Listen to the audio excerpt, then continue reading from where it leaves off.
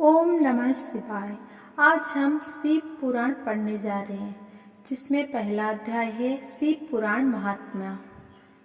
तो पहला अध्याय में सूत जी द्वारा शिव पुराण की महिमा का वर्णन पढ़ेंगे। श्री सैनक जी ने पूछा, महाज्ञानी सूत जी, आप संपूर्ण सिद्धांतों के ज्ञाता हैं, कृपया मुझसे पुराणों के बारे में वर्णन करें। ज्ञान और वैराग्य सहित भक्ति से प्राप्त विवेक की बुद्धि कैसी होती है तथा साधु पुरुष कैसे अपने काम, क्रोध आदि विकारों का निवारण करते हैं। इस कलयुग में सभी जीव आसुरी स्वभाव के हो गए हैं, अतः कृपा करके मुझे ऐसा साधन बताइए जो कल्याणकारी एवं मंगलकारी हो तथा पवित्रता लिए हो। प्रभु, वो ऐसा साधन हो जिससे मनुष्य की शुद्धि हो जाए और उस निर्मल हृदय वाले पुरुष को सदैव के लिए शिव की प्राप्ति हो जाए।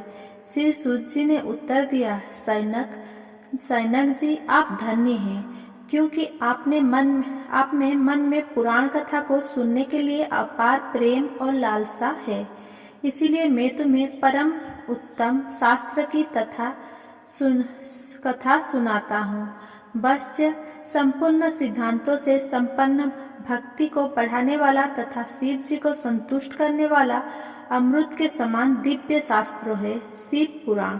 इसका पूर्व काल में शिव जी ने ही प्रवचन किया था। गुरुदेव व्यास ने सनत कुमार मुनि का उपदेश पाकर आदर पूर्वक इस पुराण की रचना की है।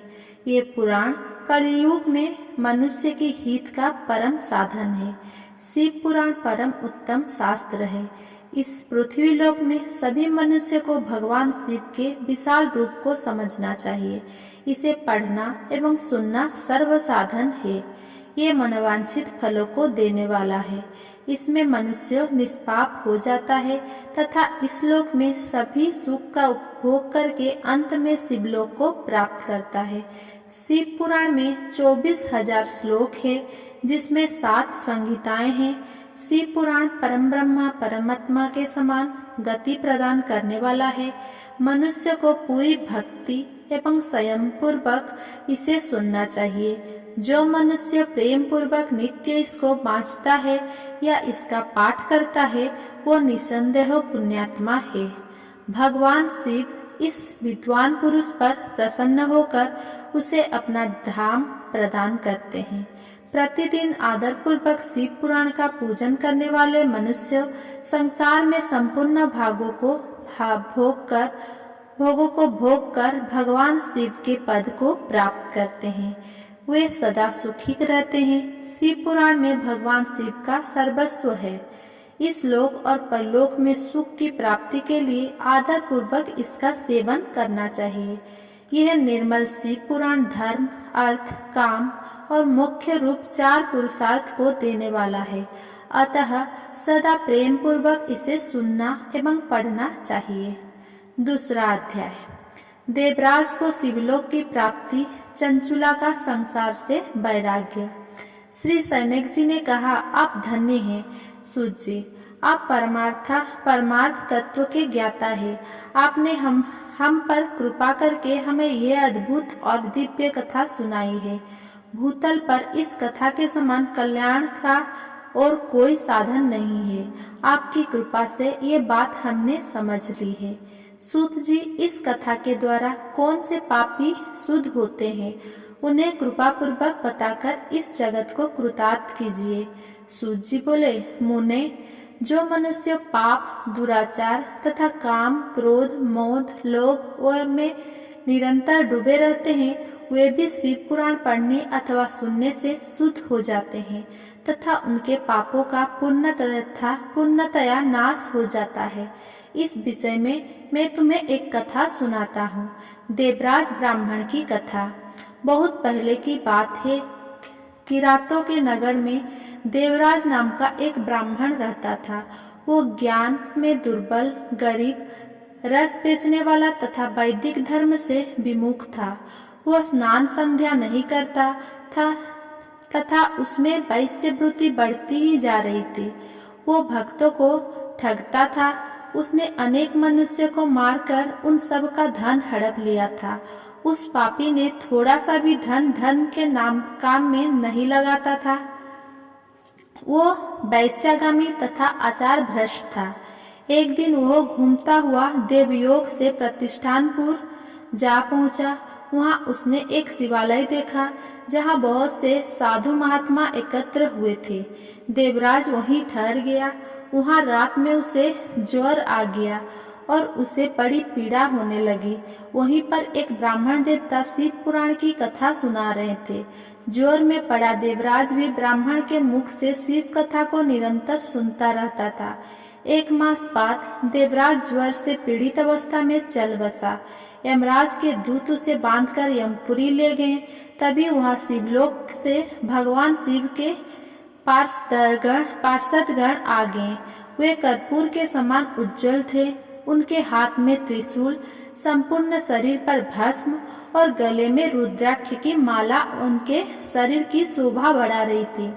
उन्होंने यमराज के दूतों को मार पीट कर देवराज को यमदूतों के चंगुल से छुड़ा लिया और वे उसे अपने अद्भुत विमान में बैठाकर जब कैलाश पर्वत पर ले जाने लगे तो यमपुरी में कोलाहल मच गया, जिसे सुनकर यमराज अपने भवन से बाहर आए। साक्षात रुद्रों के समान प्रतीत होने वाले इन दूतों का धर्मराज ने विधि पूर्वक पूजन कर ज्ञान दृष्टि से सारा मामला जान लिया। उन्होंने भय के कारण भगवान शिव के दूतों से कोई बात नहीं पूछी। तत्पश्चात शिवदूत देवराज को लेकर कैलाश चल गए और वहां पहुंचकर उन्होंने ब्राह्मण को करुणावतार भगवान शिव के हाथों में सौंप दिया। सनेक जी ने कहा, महाभाग सूत जी, आप सर्वज्ञ हैं। आपके कृपा प्रसाद से मैं कृतार्थ हुआ। इस इतिहास को सुनकर मेरा मन आनंदित हो गया है। अतः भगवान शिव में प्रेम बढ़ाने वाली दूसरी कथा भी कहिए। तीसरा अध्याय, विदुर ब्राह्मण की कथा। श्री सूत जी बोले, सैनक सुनो, मैं तुम्हारे सामने एक अन्य गोपनीय कथा का वर्णन करूंगा, क्योंकि तुम शिव भक्तों में उग्र गणों वो वेद बेताओं में श्रेष्ठ हो। समुद्र के निकटवर्ती प्रदेश में बास्कल नाम का गांव है, जहां वैदिक धर्म से विमुख महापापी मनुष्य रहते हैं। वे सभी दुष्ट हैं एवं उनका मन दूषित विषय भोग में ही लगा रहता है। वे देवताओं एवं भाग्य पर विश्वास नहीं करते। वे सभी कुटिल वृत्ति वाले हैं, किसानी करते हैं और विभिन्न प्रकार के अन्य अस्त्र शस्त्र रखते हैं। वे व्यभिचारी है। वे इस बात से पूर्णतः अनजान है कि ज्ञान, वैराग्य तथा सद्धर्मी ही मनुष्य के लिए परम पुरुषार्थ है। वे सभी पशु बुद्धि है। अन्य समुदाय के लोग भी उन्हीं की तरह है, पूरे विचार रखने वाले, धर्म से विमुख है। वे नित्य कुकर्म में लगे रहते हैं एवं सदा विषय भोग में डूबे रहते हैं। वहाँ की स्त्रियों भी बुरे स्वभाव की, स्वेच्छाचारिणी, पाप में डूबी, कुटिल सोच वाली और व्यभिचारिणी है। वे सभी सद्व्यवहार तथा सदाचार से सर्वथा शून्य है। वहाँ सिर्फ दुष्टों का निवास है। बास्कल नामक गांव में बिच्छुग नाम का एक ब्राह्मण रहता था। वो अधर्मी, दुरात्मा एवं महापापी था। उसकी स्त्री बहुत सुंदर थी। उसका नाम चंचुला था। वो सदा उत्तम धर्म का पालन करती थी, परंतु विदुर वैश्यागामी था। इस तरह कुकर्म करते हुए बहुत समय व्यतीत हो गया। उसकी स्त्री काम से पीड़ित होने पर भी स्वधर्मनाश के भय से क्लेश सहकर भी काफी समय तक धर्म भ्रष्ट नहीं हुई, परंतु आगे चलकर वो भी अपने दुराचारी पति के आचरण से प्रभावित होकर दुराचारिणी और अपने धर्म से विमुख हो गई। इस तरह दुराचार में डूबे हुए उन पति पत्नी का बहुत सा समय व्यर्थ बीत गया।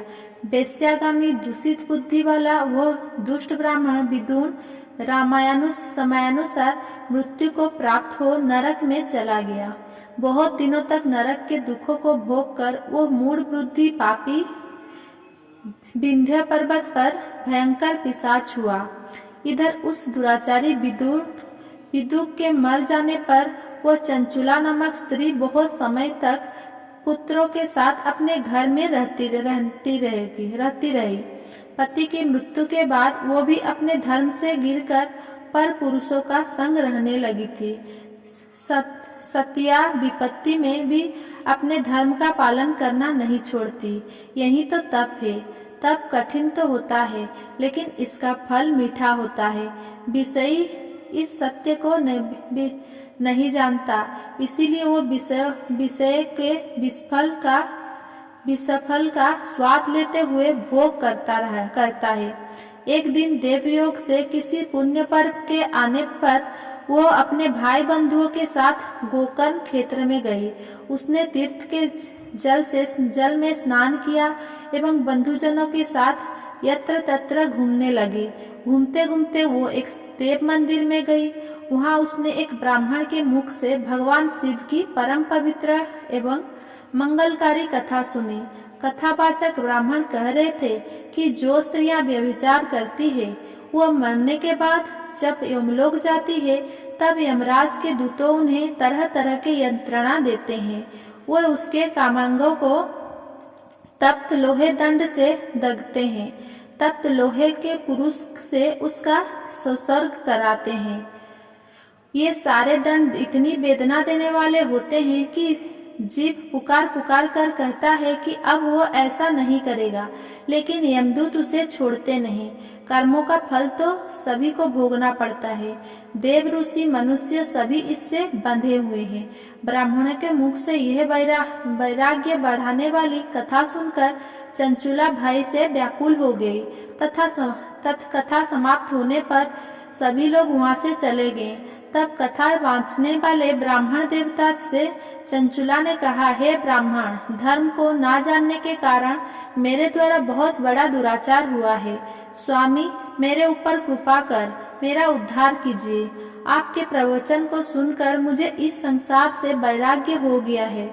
मुझ मूढ़ चित्तवाणी पापिनी को धिक्कार है। मैं निंदा के योग्य हूँ। मैं बुरे विषयों में फंसकर अपने धर्म से विमुख हो गई थी। कौन मुझ जैसी कुमार्ग में मन लगाने वाली पापिनी का साथ देगा? जब यमदूत मेरे गले में फंदा डालकर मुझे बांधकर ले जाएंगे और नरक में मेरे शरीर के टुकड़े करेंगे, तब मैं कैसे उन महा यातनाओं को सहन कर पाऊंगी? मैं सब प्रकार से नष्ट हो गई हूँ, क्योंकि अभी तक मैं हर तरह से पाप में डूबी रही हूँ। हे ब्राह्मण, आप मेरे गुरु हैं, आप ही मेरे माता पिता हैं। मैं आपकी शरण में आई हूँ।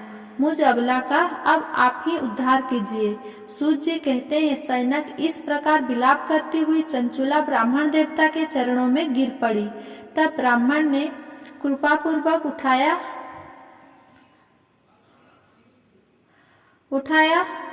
चौथा अध्याय। चंचुला की शिव कथा सुनने में रुचि और शिवलोक गमन। ब्राह्मण बोले, नारी, तुम सौभाग्यशाली हो जो भगवान शंकर की कृपा से तुमने वैराग्यपूर्ण शिव पुराण की कथा सुनकर समय से अपनी गलती का एहसास कर लिया है। तुम डरो मत और भगवान शिव की शरण में जाओ।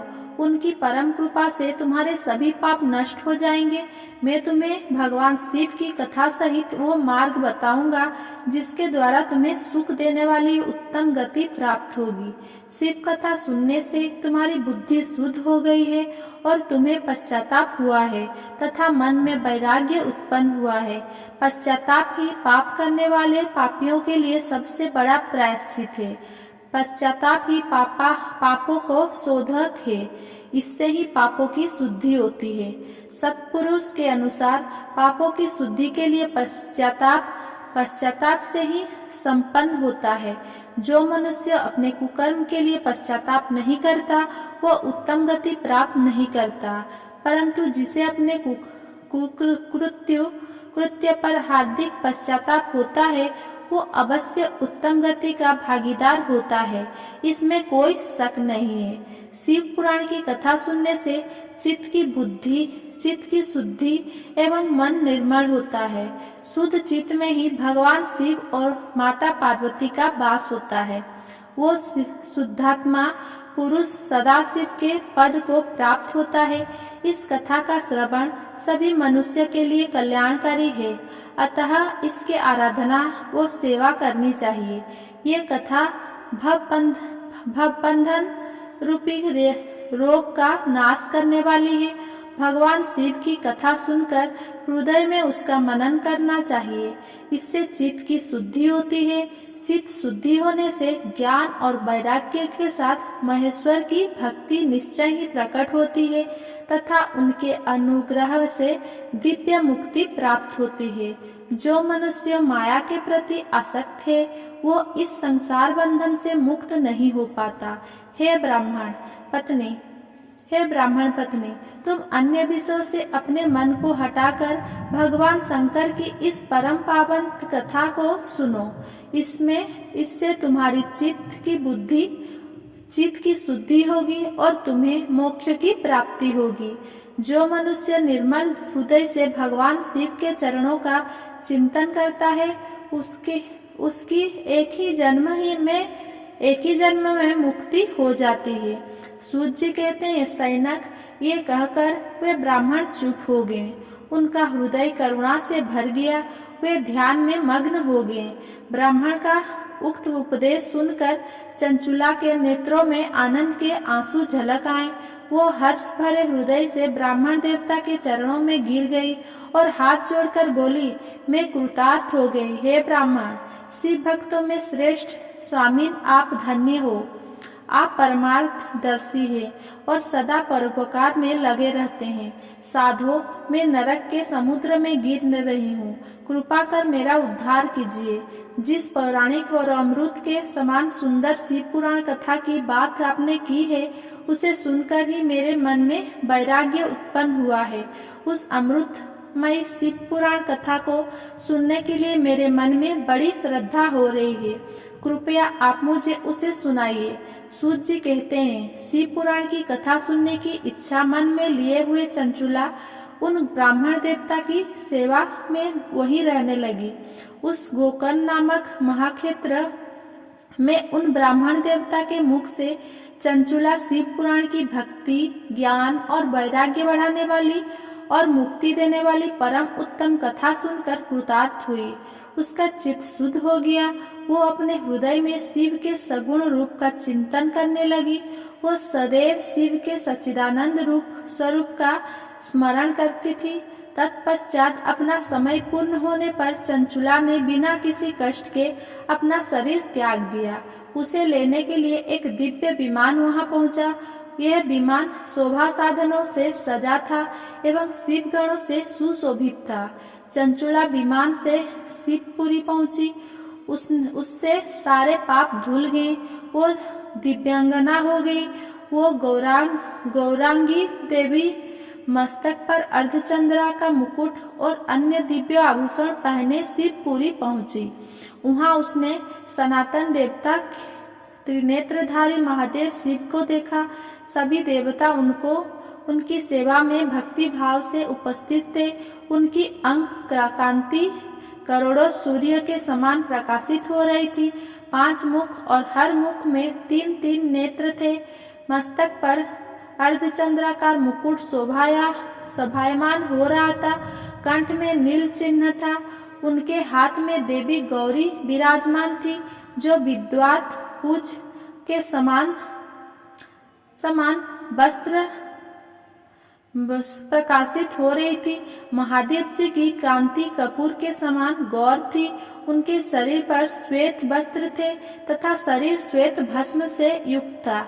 इस प्रकार भगवान शिव के परम उज्जवल रूप के दर्शन कर चंचुला बहुत प्रसन्न हुई। उसने भगवान को बारंबार प्रणाम किया और हाथ जोड़कर प्रेम, आनंद और संतोष से युक्त ही विनीत भाव से खड़ी हो गई। उसके नेत्र से आनंदाश्रुओं की धारा बहने लगी। भगवान शंकर और भगवती गौरी उमा ने करुणा के साथ सौम्य दृष्टि से देखकर चंचुला को अपने पास बुलाया। गौरी उमा ने उसे प्रेम पूर्वक अपनी सखी बना लिया। चंचुला सुखपूर्वक भगवान शिव के धाम में उमा देवी की सखी के रूप में निवास करने लगी। 5वां अध्याय, विदुक का पिशाच योनि से उद्धार। सूत जी बोलते हैं, सैनक, एक दिन चंचुला आनंद में मग्न उमा देवी के पास गई और दोनों हाथ जोड़कर उनकी स्मृति करने लगी। चंचुला बोली, हे गिरिजानंदिनी, स्कंद माता उमा, आप सभी मनुष्य एवं देवताओं द्वारा पूज्य तथा समस्त सुखों को देने वाली है। आप शंभु प्रिया है, आप ही सगुणा और निर्गुणा है। हे सच्चिदानंद स्वरूपिणी, आप ही प्रकृति की पोषक है। हे माता, आप ही संसार की सृष्टि, पालन और संहार करने वाली हैं। आप ही ब्रह्मा, विष्णु और महेश के उत्तम प्रतिष्ठा देने वाली परम शक्ति है। सूत जी कहते हैं, सैनक, सद्गति प्राप्त चंचुला इस प्रकार देवी की स्तुति कर शांत हो गई। उसकी आंखों में प्रेम के आंसू उमड़ गए। तब शंकर प्रिया भक्तवत्सला उमा देवी ने बड़े प्रेम से चंचुला को चुप कराते हुए कहा, सखी चंचुला, मैं तुम्हारे स्तुति से प्रसन्न हूँ। बोलो, क्या वर मांगती हो? चंचुला बोली, हे गिरिराज कुमारी, मेरे पति विदुष इस समय कहाँ है? उनकी कैसी गति हुई है, मुझे बताइए और कुछ ऐसा उपाय कीजिए ताकि हम फिर से मिल सके। हे महादेवी, मेरे पति एक शूद्र जाति वैश्या के प्रति आसक्त थे और पाप में ही डूबे रहते थे। गिरिजा बोली, बेटी, तुम्हारा पति विदुक बड़ा पापी था, उसका अंत बड़ा भयानक हुआ। वैश्या का उपभोग करने के कारण वह मूर्ख नरक में अनेक वर्षों तक अनेक प्रकार के दुखों भोग कर अब शेष पाप को भोगने के लिए विंध्य पर्वत पर पिशाच की योनि में रह रहा है। वो दुष्ट यही वायु पीकर रहता है और सब प्रकार के कष्ट सहता है। सूर्य कहते हैं, सैनक, गौरी देवी की यह बात सुनकर चंचुला अत्यंत दुखी हो गई। फिर मन को किसी तरह स्थिर करती हुई दुखी हृदय से माँ गौरी से उसने एक बार फिर पूछा, हे महादेवी, मुझ पर कृपा कीजिए और मेरे पापी पति का अब उद्धार कर दीजिए। कृपा करके मुझे वह उपाय बताइए जिससे मेरे पति को उत्तम गति प्राप्त हो सके। गौरी देवी ने कहा, यदि तुम्हारा पति विदुक शिव पुराण की पुण्यमय उत्तम कथा सुने तो वो इस दुर्गति का पार करके उत्तम गति का भागी हो सकता है। अमृत के समान मधुर गौरी देवी का यह वचन सुनकर चंचुला ने दोनों हाथ जोड़कर मस्तक झुकाकर उन्हें बारंबार प्रणाम किया तथा प्रार्थना की कि मेरे पति को शिव पुराण सुनाने की व्यवस्था कीजिए।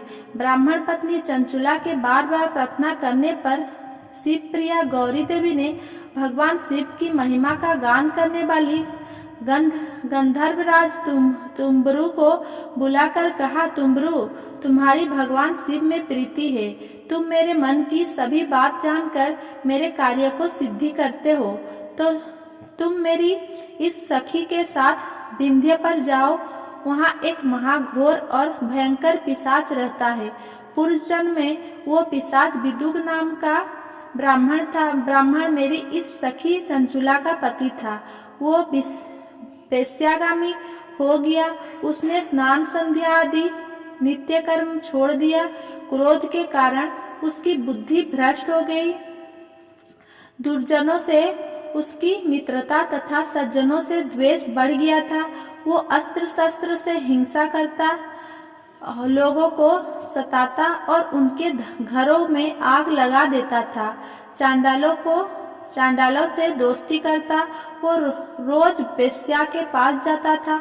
पत्नी को त्याग कर दुष्ट लोगों से दोस्ती कर उन्हीं के संपर्क में रहता था।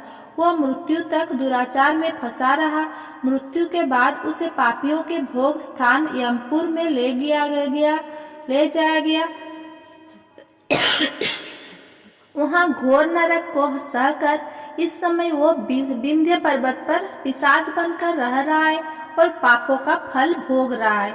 तुम उसके सामने परम पुण्यमयी पापों का नाश करने वाली शिव पुराण की दिव्य कथा का प्रवचन करो।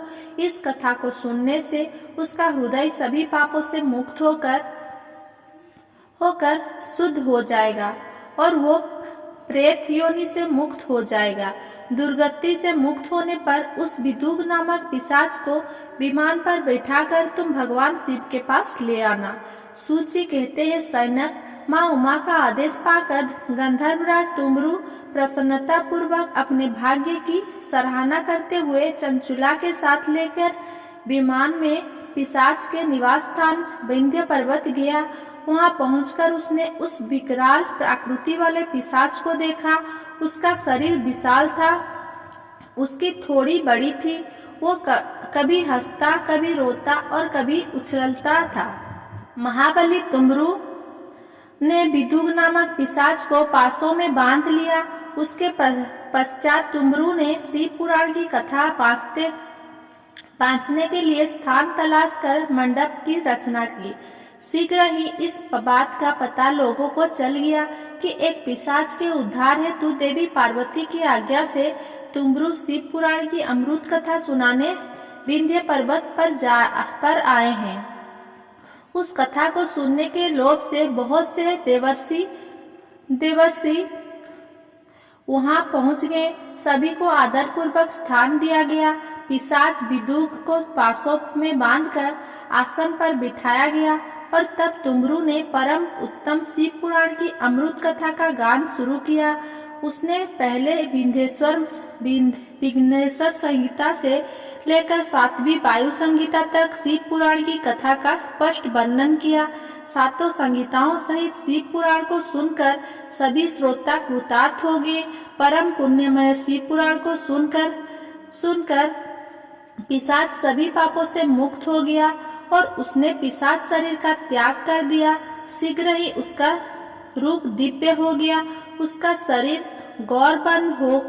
गौरवर्ण का हो गया। शरीर पर श्वेत वस्त्र एवं पुरुषों के आभूषण आ गए। इस प्रकार दिव्य देहधारी होकर विदुग अपनी पत्नी चंचुला के साथ स्वयं भी भगवान शिव का गुणगान करने लगा। उसे इस दिव्य रूप में देखकर सभी को बहुत आश्चर्य हुआ। उसका मन परम आनंद से परिपूर्ण हो गया। सभी भगवान महेश्वर के अद्भुत चरित्र को सुनकर कृतार्थ हो उनका यशगान करते हुए अपने धाम को चल गए। विदुग अपनी पत्नी चंचुला के साथ विमान में बैठकर शिवपुरी की ओर चल दिया।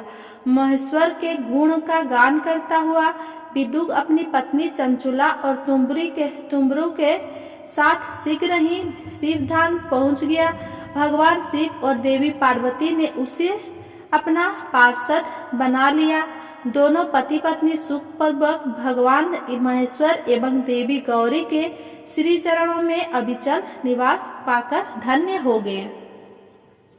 छठा अध्याय, शिव पुराण के श्रवण की विधि। सैनक जी कहते हैं, महाप्राज्ञ सूत जी, आप धन्य एवं शिव भक्तों में श्रेष्ठ हैं। हम पर कृपा कर हमें कल्याणमय शिव पुराण की श्रवण की विधि बताइए, जिससे सभी श्रोताओं को संपूर्ण उत्तम फल की प्राप्ति हो। सूत जी ने कहा, सुन मुने सैनक, तुम्हें संपूर्ण फल की प्राप्ति के लिए मैं शिव पुराण की विधि सविस्तार बताता हूँ। सर्वप्रथम किसी ज्योतिषी को बुलाकर दान से संतुष्ट कर उससे कथा का शुभ मुहूर्त निकलवाना चाहिए और उसकी सूचना का संदेश सभी लोगों तक पहुंचाना चाहिए कि हमारे यहाँ शिव पुराण की कथा होने वाली है। अपने कल्याण की इच्छा रखने वाले को इसे सुनने अवश्य पधारना चाहिए। देश देश में जो भी भगवान शिव के भक्त हैं तथा शिव कथा के कीर्तन और श्रवण के उत्सुक हैं, उन सभी को आदर पूर्वक बुलाना चाहिए और उनका आदर सत्कार करना चाहिए। शिव पुराण सुनने के लिए मंदिर, तीर्थ, वन प्रांत अथवा घर में ही उत्तम स्थान का निर्माण करना चाहिए। केले के खंबे से सुशोभित चारों कोनों पर ध्वज लगाकर उसे विभिन्न कथा मंडप तैयार कराएं। उसे सब और फल पुष्प सुंदर चंदवे व अलंकृत करना चाहिए। चारों कोनों पर ध्वज लगाकर उसे विभिन्न सामग्री से सुशोभित करें। भगवान शंकर के लिए भक्ति पूर्वक दिव्य आसन का निर्माण कराना चाहिए तथा कथावाचक के लिए भी दिव्य आसन का निर्माण करना चाहिए। नियम पूर्वक कथा सुनने वालों के लिए भी सुयोग्य आसन की व्यवस्था करें तथा अन्य लोगों के बैठने की भी व्यवस्था करें। कथा वाचने वाले विद्वान के प्रति कभी बुरी भावना ना रखें। संसार में जन्म तथा गुणों के कारण बहुत से गुरु होते हैं, परंतु उन सब में पुराणों का ज्ञाता ही परम गुरु माना जाता है। पुराण वेत्ता पवित्र, शांत, साधु, ईर्षा पर विजय प्राप्त करने वाला और दयालु होना चाहिए। ऐसी गुणी मनुष्य को इस पुण्यमयी कथा को बाँचना चाहिए। सूर्योदय से 3:30 पहर तक इसे बाँचने का उपयुक्त समय है। मध्याह्न काल में 2 घड़ी तक कथा बंद रखनी चाहिए ताकि लोग मल मूत्र को त्याग कर सके। जिस दिन से कथा शुरू हो रही है उससे एक दिन पहले व्रत ग्रहण करें। कथा के दिन में प्रातः काल का नित्य कर्म संक्षेप में कर लेना चाहिए। वक्ता के पास उसकी सहायता हेतु एक विद्वान व्यक्ति को बैठना चाहिए जो कि सब प्रकार की संशय को दूर कर लोगों को समझाने में कुशल हो। कथा में आने वाले विघ्नों को दूर करने के लिए सर्वप्रथम गणेश जी का पूजन करना चाहिए। भगवान शिव और शिव पुराण की भक्ति भाव से पूजा करें। तत्पश्चात श्रोता तन मन को शुद्ध होकर आदर पूर्वक शिव पुराण की कथा सुने। जो वक्ता और श्रोता अनेक प्रकार के कर्मों में भटक रहे हो, काम आदि 6 विकारों से युक्त हो, वे पुण्य के अभागी भागी नहीं हो सकते। जो मनुष्य अपनी सभी चिंताओं को भूलकर कथा में मन लगाते हैं, उन शुद्ध बुद्धि मनुष्य को उत्तम फल की प्राप्ति होती है। 7वां अध्याय शिव महापुराण का 7वां अध्याय श्रोताओं द्वारा पालन किए जाने वाले नियम। सूत जी बोले, सैनक, शिव पुराण सुनने का व्रत लेने वाले पुरुषों के लिए जो नियम है उन्हें भक्ति पूर्वक सुनो। शिव पुराण की पुण्यमयी कथा नियम पूर्वक सुनने से बिना किसी विघ्न बाधा के उत्तम फल की प्राप्ति होती है। दीक्षा रहित मनुष्य को कथा सुनने का अधिकार नहीं है, अतः पहले वक्ता से दीक्षा ग्रहण करनी चाहिए। नियम पूर्वक कथा सुनने वाले मनुष्य को ब्रह्मचर्य का अच्छी तरह से पालन करना चाहिए। उसे भूमि पर सोना चाहिए, पत्तल में खाना चाहिए तथा कथा समाप्त होने पर भी अन्न ग्रहण करना चाहिए। समर्थ मनुष्य को शुद्ध भाव से शिव पुराण की कथा की समाप्ति तक उपवास रखना चाहिए और एक ही बार भोजन करना चाहिए। गरिष्ठ अन्न, दाल, जला अन्न, सेम, मसूर तथा बासी अन्न नहीं खाना चाहिए। जिसने कथा का व्रत ले रखा हो उसे प्याज, लहसुन, हींग, गाजर, मोदक वस्तु तथा आमिष कभी कहीं जाने वाली वस्तुओं को त्याग देना चाहिए। व्रत ले रखा हो वाली वस्तुओं को त्याग देना चाहिए। ऐसा मनुष्य प्रतिदिन सत्य, शौच, दया, मौन, सरलता, विनय तथा हार्दिक उदारता आदि सद्गुणों को अपनाए तथा साधु संतों की निंदा का त्याग कर विनय पूर्वक कथा सुने। सकाम मनुष्य इस कथा के प्रभाव से अपनी अभीष्ट कामना प्राप्त करता है और निष्काम मोक्ष प्राप्त करता है। सभी स्त्री पुरुष को विधि विधान से शिव पुराण की उत्तम कथा को सुनना चाहिए। महर्षि, शिव पुराण की समाप्ति पर श्रोताओं को भक्ति पूर्वक भगवान शिव की पूजा की तरह पुराण पुस्तक की पूजा भी करनी चाहिए तथा इसके पश्चात विधि पूर्वक वक्ता का भी पूजन करना चाहिए। पुस्तक को रखने के लिए नया और सुंदर बस्ता बनाएं। पुस्तक व वक्ता की पूजा के उपरांत वक्ता की सहायता हेतु बुलाए गए पंडित का भी सत्कार करना चाहिए। कथा में पधारे अन्य ब्राह्मणों को भी अन्न धन का दान दें। गीत वाद्य और नृत्य से उत्सव को महान बनाएं। विरक्त मनुष्य को तथा कथा समाप्ति पर गीता का पाठ करना चाहिए तथा गृहस्थ को श्रवण कर्म की शांति हेतु होम कराना चाहिए। होम रुद्र संगीता के श्लोक द्वारा अथवा गायत्री मंत्र के द्वारा करें। यदि हवन करने में असमर्थ हो तो भक्ति पूर्वक शिव सहस्त्र नाम का पाठ करें। कथा श्रवण संबंधी व्रत की पूर्णता के लिए शहद से बनी खीर का भोजन 11 ब्राह्मणों को कराकर उन्हें दक्षिणा दे। समृद्ध मनुष्य 3 तीले सोने का एक सुंदर सिंहासन बनाए।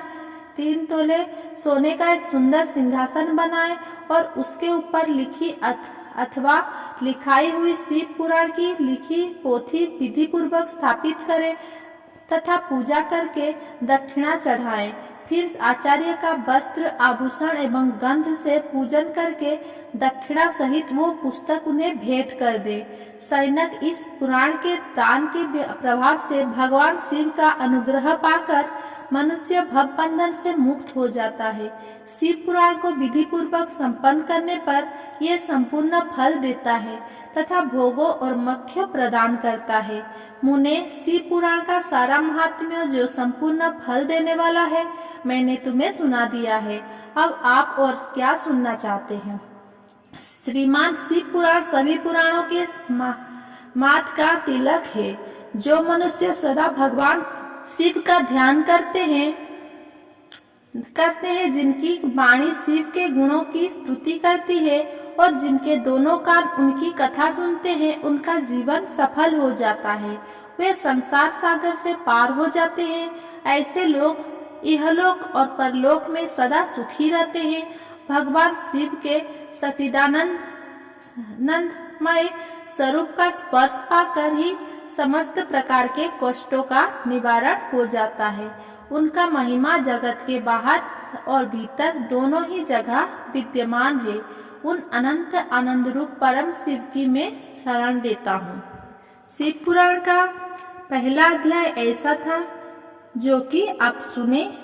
अगर ये वीडियो आपको पसंद आया हो तो कृपया ये वीडियो को लाइक करिए, कमेंट करिए, सब्सक्राइब और शेयर करिए और मेरे चैनल सनातन धर्म चैनल को